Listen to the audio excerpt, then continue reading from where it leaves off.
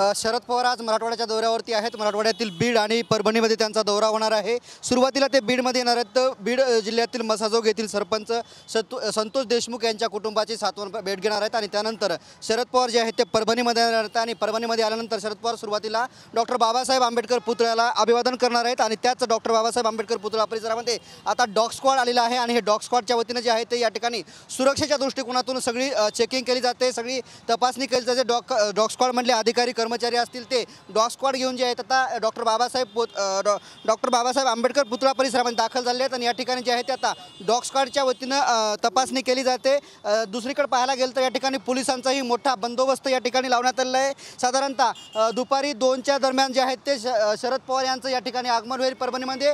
सुरुवातीला ते डॉक्टर बाबासाहेब आंबेडकर पुतळ्याला अभिवादन करतील, त्यानंतर दलित नेते विजय वाकोडे यांच्या घरी सुद्धा ते भेट घेणार असल्याची माहिती आहे।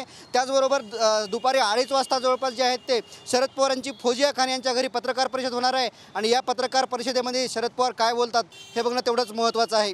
कॅमेरामॅन अमित आडेसह मी रमेश चेंडके, TV9 मराठी, परभणी।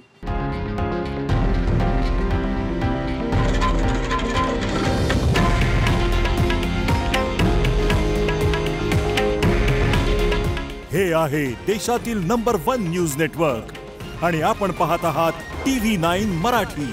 काळजी तुमची, हित महाराष्ट्राचं।